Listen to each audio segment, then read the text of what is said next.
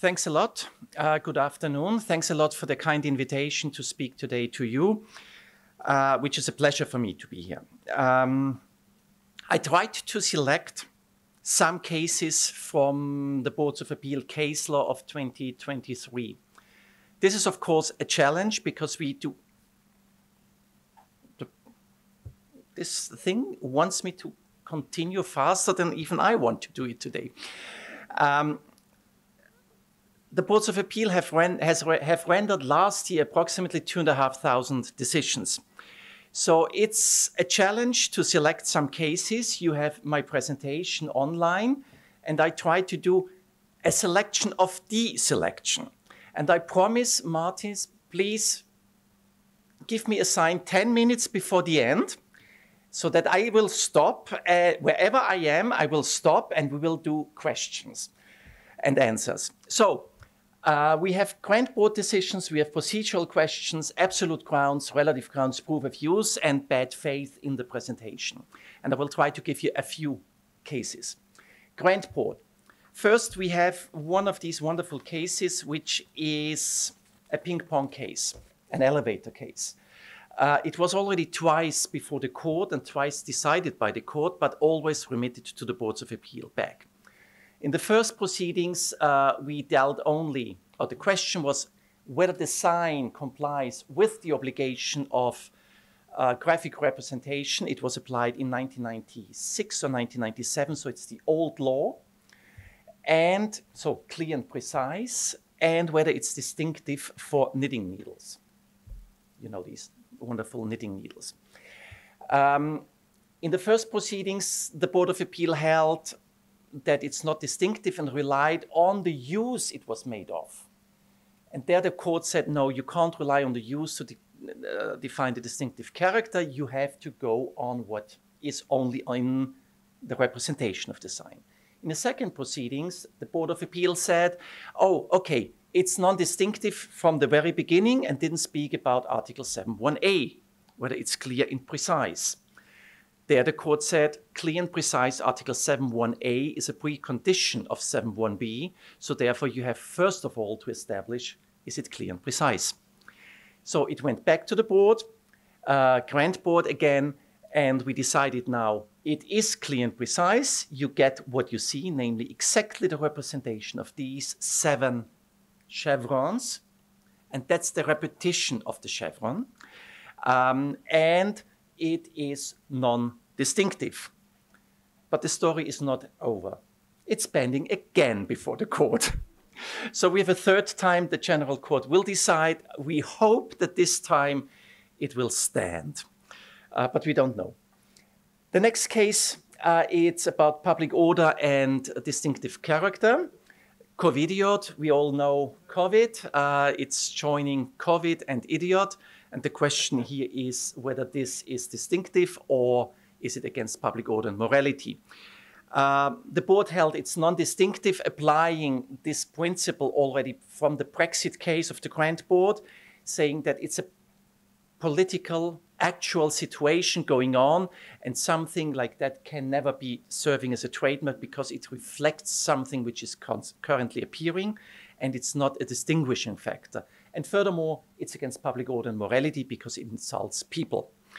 If you are very much interested in freedom of speech and its relationship with trademarks, please read this decision.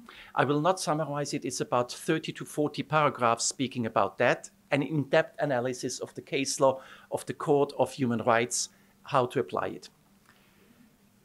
Procedural questions.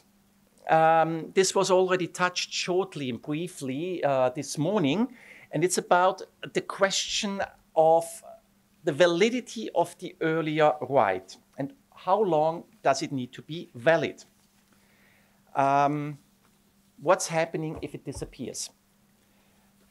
We do know now by the court in the Basmati case, in this one, that if the earlier right loses its validity after filing the action before the General Court, then this will not be taken into consideration by the General Court.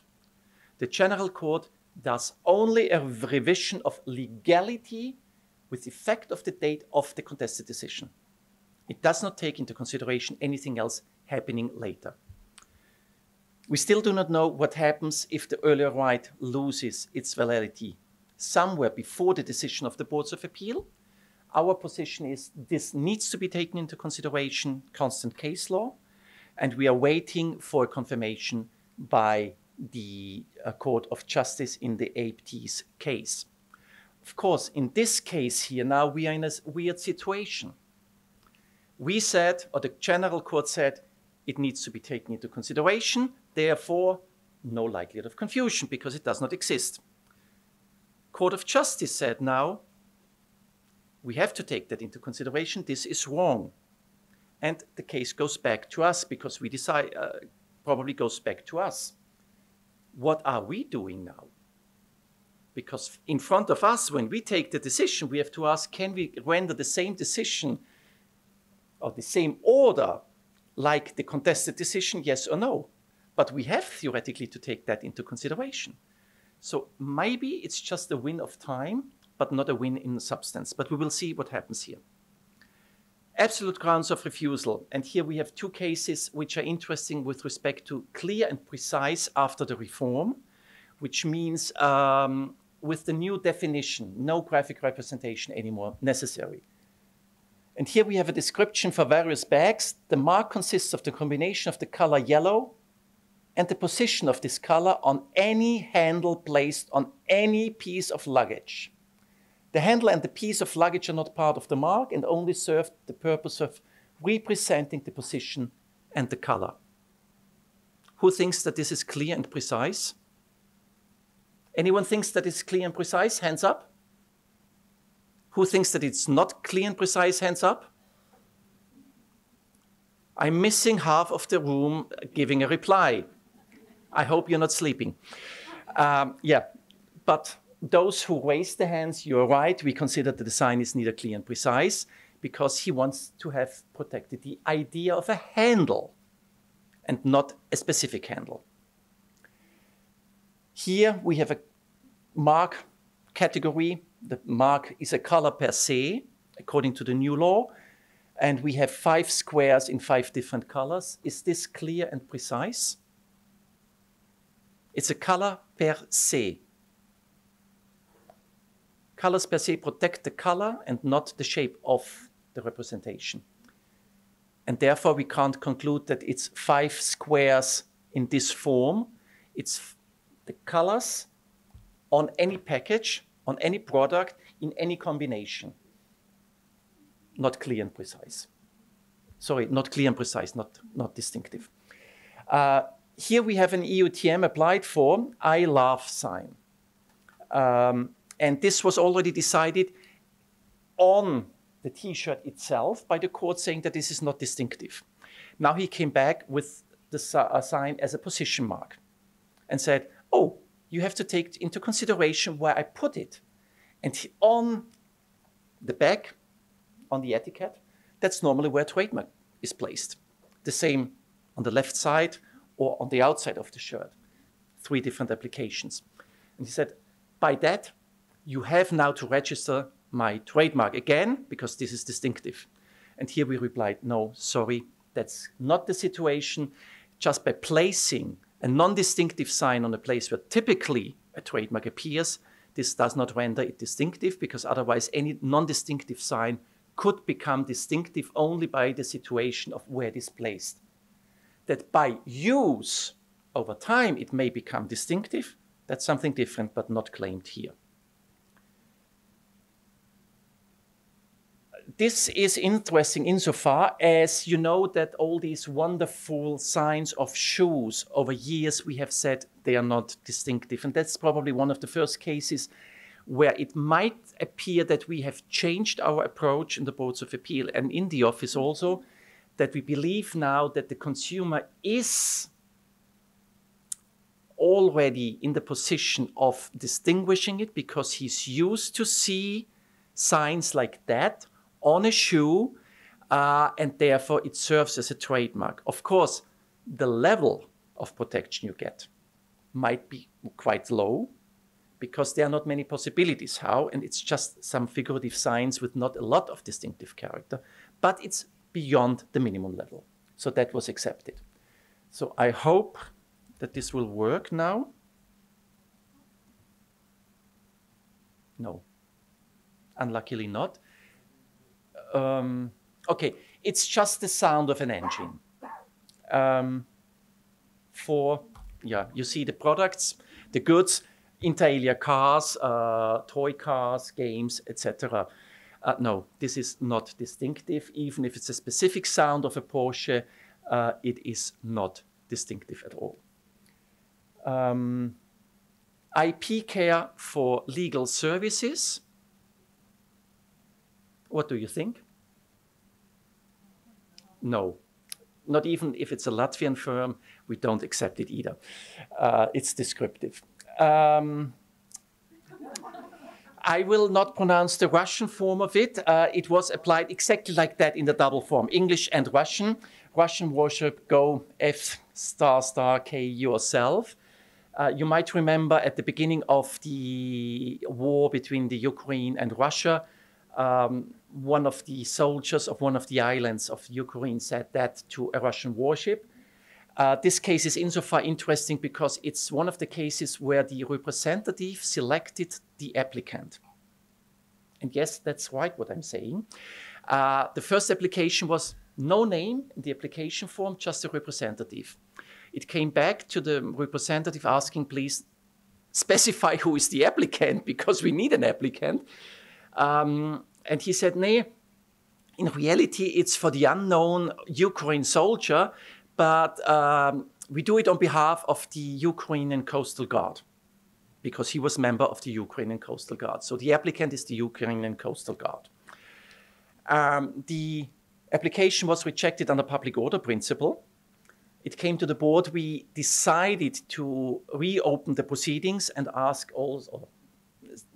said also it might be non-distinctive because it's just a political slogan. The reply was, no, this is not a political slogan. It's the heroic fight of someone and of a country against an aggressor. Yes, that might be true, but still, it does not identify the goods and services from one undertaking of those of another. It is connected to this heroic fight, yes, but not distinctive.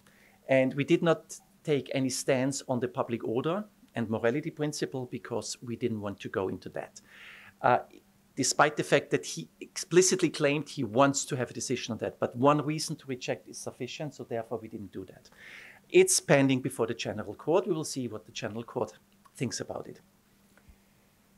VCL, Wolf, Competence, Luxembourg. And this is one of these borderline cases probably where the figurative structure of the sign renders the sign already distinctive character.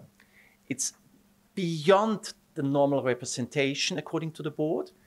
Here you have a little bit more. Of course, Wolf, Competence, and Luxembourg for wolves is not very distinctive, but the structure of the VCL and the lines below it and everything together renders it a minimum level, which is sufficient to overcome Article 7.1b and brings it away from Article 7.1c descriptiveness. Of course, what you do when you want to defend it, I do not know. Probably against Wolf, Competence, and Luxembourg in the same way, but not much more probably. Another beautiful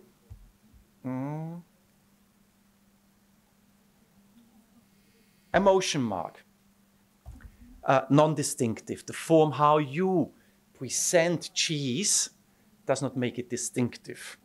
Of course, here the applicant could have overcome the refusal by adding a verbal trademark on that screen, on that motion. Of course, then that would have been part and not the presentation of how to cut the cheese and put it in the hard form. This is just the way how you present something. We've also rejected the form how you throw salt on meat with this movement. This is also not distinctive because it's a typical form. I mean, not the typical form, but it's just a form of pushing salt on on meat. I will leave this. Pablo Escobar, also interesting, you know Pablo Escobar. The question was, is this against public order and morality? And the court confirmed us that in Spain, this is connected with crime, with mass murderer, with drugs. And despite the fact that he was never convicted, that he was something like a Robin Hood hero for many people in Colombia, is not sufficient to overcome the feeling of the public in Spain and the victims. So it was against public order and morality. Of course, now the question is, what happens with this Austrian trademark? On the one side, the Spanish, the court spoke here and confirmed us with respect to the Spanish public. So therefore, the Spanish public and the Austrian public might have different perceptions, so that's no problem. But at the end of the day, it's irrelevant because the company owning it went into bankruptcy last year. Johanniter and the sign. It's about Article 6 there and the Paris Convention and how you can register the emblem of a country. What you see here, oops, no, doesn't work now.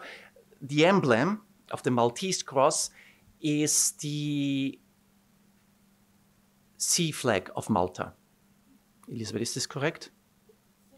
Similar. Oh, it's quite similar. The question was, is it a heraldic imitation? The most important part of this decision is, what we said is, since the Johanniter are the Protestant branch of the Maltese, and the Republic of Malta, when it registered the sea flag, requested authorization of the Order of Malta,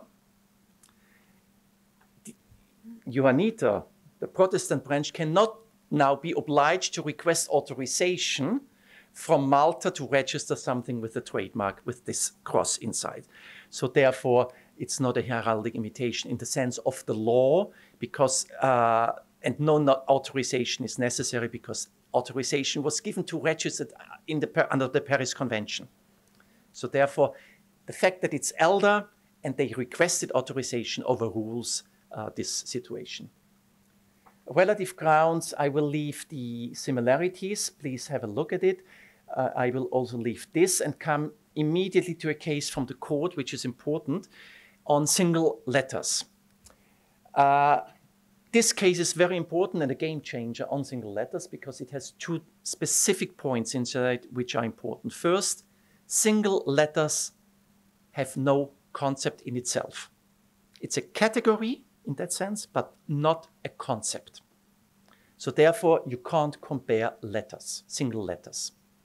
And I think this is correct, because if you would say that single letter is a concept, then you would have to say that the letter Q and the letter T are conceptually identical because they are single letters.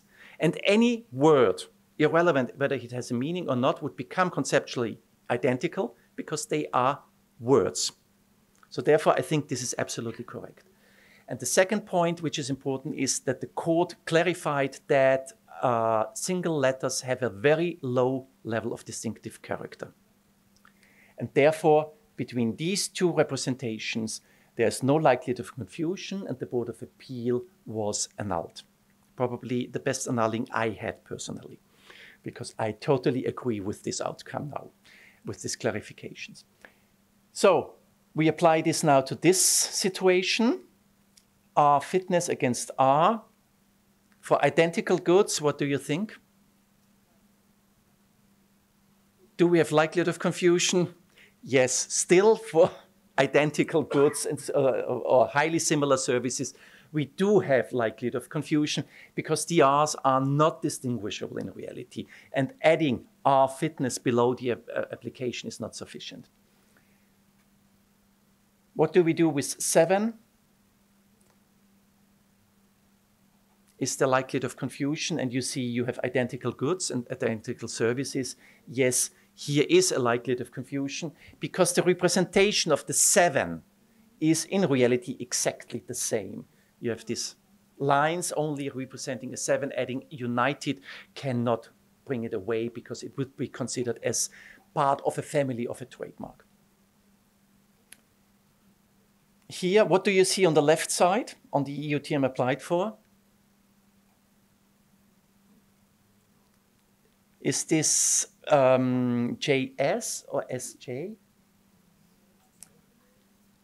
The board said most probably, since people read from left to right and from top to down, and the J is higher, it's JS, and therefore there's no likelihood of confusion between these two trademarks, because JS and SJ is different, despite that it's just reversing it, but its initials most probably seen like that, especially when we speak about class 18, and therefore no likelihood of confusion. I will leave this also and come now to a case regarding Article 8.5 and the reputation and the exploiting reputation. So we have Jägermeister, the earlier trademark. I think everybody knows Jägermeister, and it's one of these wonderful things. If you start drinking it, it will help you to shorten your night, because you will pass out and will go to bed very early. On the left side, we have the typical product get-up. The product copying, get-up copying. So therefore, there is, the question is, of course, similarity. Is the assessment of similarity under Article 8.5 exactly the same under Article 8.1b, likelihood of confusion? And yes, the court said the assessment is absolutely the same. It can't be, in earlier cases, the court said, that you have 8.5 similarity and under 8.1b no similarity. It must be similar. Of course, then, question is, of course, is this sufficient for likelihood of confusion, and is sufficient to have a link and then exploitation? And here, the board said, yes, the signs are similar. There is a faint similarity, and I think this is something which is correct, because if you look on the main part of the trademark applied for, you have the same get-up. You have the green, you have a white label inside, you have a red label where something is written. The structure and the height is more or less the same. So there is some similarity between the signs, but there is no decision so far whether the signs, whether there is likelihood of confusion for identical goods, or whether there's delusion or unfair advantage. For that, it was remitted to the first instance. Lewis Hamilton and Hamilton. Who knows Lewis Hamilton here? Who does not know him? Yeah, there are some. That's good. That helps me to defend this decision. It's about neutralization in reality. We do know that the court is quite lenient when it comes to protecting names of famous people. And even if it's on the application side, it renders, therefore, conceptually dissimilarity, which helps to find trademarks not confusingly similar. And here Lewis Hamilton applied his name for watches and retailing of watches in reality.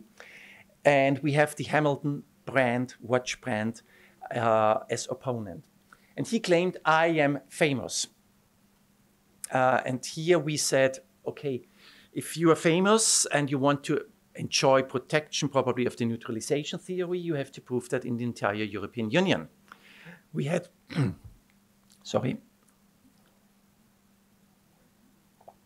we probably had some 4,000 pages of evidence, but we could establish easily one thing, that, several things. First, Formula One is not seen in the same way in the entire European Union.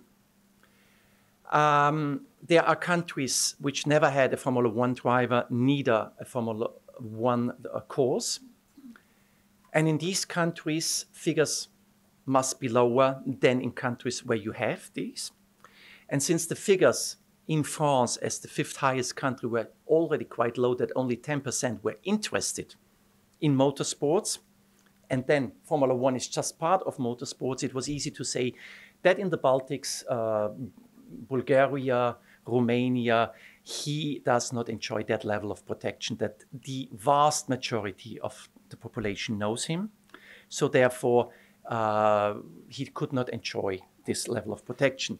And in any case, we held that it would have been not enough, as in, even if, because even if he were famous, this case distinguishes itself from the other cases. We do have Lionel Messi, where we had Massi, so it's not identical, Barbara Becker and Barbara Becker was only known by Barbara Becker, but not by Becker. And Miley Cyrus, who is only known by Miley Cyrus and not Cyrus on the other side. And here Lewis Hamilton is known also as Hamilton. If you watch a Formula One race, you will see that they speak about Lewis Hamilton, but the moment there is emotion inside, there is some stress, there is something interesting going on with him, it's just Hamilton. And that was proven by the opponent. So therefore, also under this aspect, Lewis Hamilton and Hamilton would have been confusingly similar for identical goods. So therefore, nothing for Lewis Hamilton. And he does not need it in reality.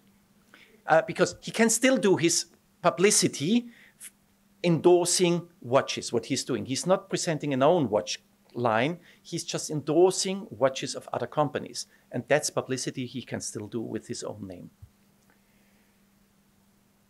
Wine and two faces. On the one side, how would you describe the left face?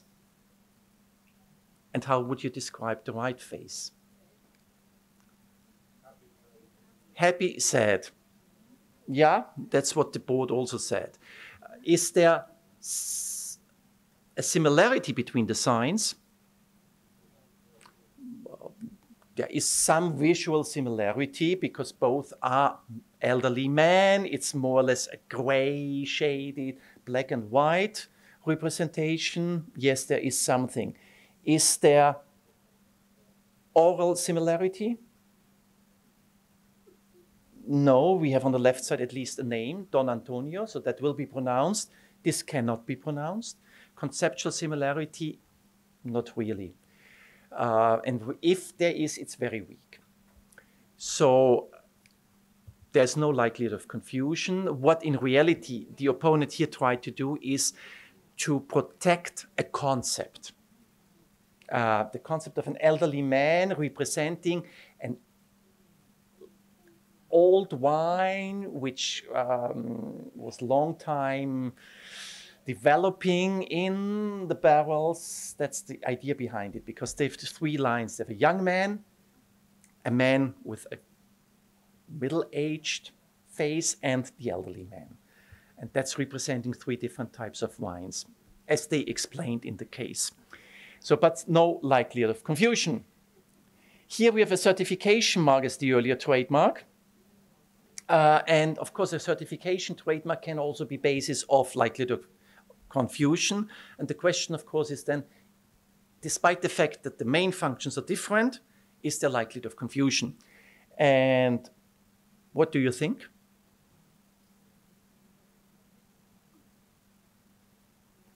They are,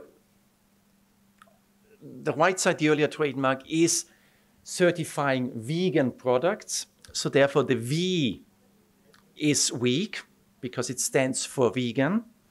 And if you have a V which is weak and you have vegan on the other side, it's the same weakness. So despite the fact that both are yellow and green, it was not sufficient to render it likelihood of confusion because it's a common abbreviation and therefore in itself weak, and you need to add something to get it registered. So therefore, no likelihood of confusion. And here we have one of these wonderful situations, Puma, where Puma is the earlier trademark and claims reputation. And as you might have seen, they failed a lot at the court level, at the board level and at the court level, of receiving protection under the famous reputed trademark concept. Here we have class 7 and class 9, so technical machinery, where the court confirmed that despite a very high level of reputation, there is no link established between the trademarks, because shoes and the technical machines are two different sectors, which it's difficult to link it, especially considering that we have not a unique trademark. And that's the important thing. If a trademark is unique, meaning invented, then it has a higher level of protection under 8.5 than a word which is part of common language, like Puma. Because if you see Puma itself, you first will think about the animal. That distinguishes it probably from Adidas. And I don't want to make publicity for them, but Adidas is an invented term. So therefore, if you hear Adidas or you see Adidas, the first thing pops up in your mind is this reputed trademark. So therefore, it is easier to make the link. And here is a difference, because I couldn't find any other case, again an Austrian case, and you see I am Austrian, like that. Here, no conceptual link was, a conceptual link was possible, and it exploits a distinctive character, but the difference is easy explained. Multi-power, despite technical machinery, the term multi-power is non-distinctive.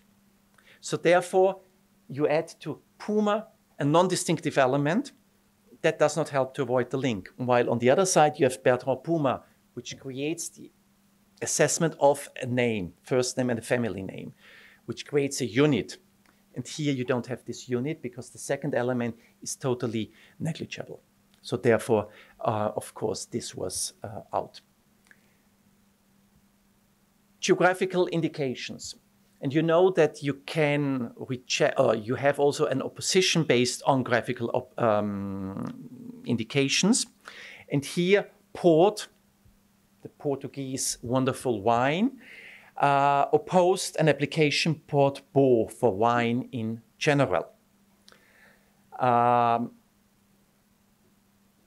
They claimed reputation, they proved reputation, and now the question is port beau taking advantage of this reputation? And here you have to think about, of course, what means beau. At least for some public, beau is a qualifier, something good. So therefore, port beau might be split into port and beau, and therefore you have a clear use of port and a clear use of the reputation of port wine. So therefore, it exploits. Here we have port and port soy, Scottish whiskey. What do you think? Is this the same situation? No. The board said, no, it's not the same situation, because port soy will not be split. It will be considered as one unit, like, what was that case back in the early 2000s, Port Louis, where Port Louis was considered as a harbor with the name of the city of Louis, wherever it would be. That's considered as one unit in that sense, and bringing it far away from the port and the port wine. So therefore, port soy was considered as not exploiting the reputation. But this is pending before the court. Categories of use we'll deal next week, tomorrow. And then we do have doggy love. And this case is interesting in that sense because it's about importation of goods to the European Union. Last case I will present. Thanks, Martin. It's about importation to the European Union. And we do have as evidence loading notice. So it was loaded in Asia to a port in Sweden. We have unloading evidence. It was unloaded in Sweden. But we don't have anything else. There's not a single piece of evidence that it was put on the market. There was no single evidence that customs were paid. And that might now already ring a bell for you. What would be the result?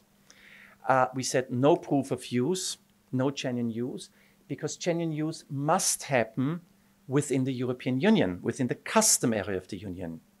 So this means if something is imported to a harbor in the Union, this is not itself proof that it reached the custom area of the Union, because it might stay in the custom-free area and immediately shipped to somewhere else.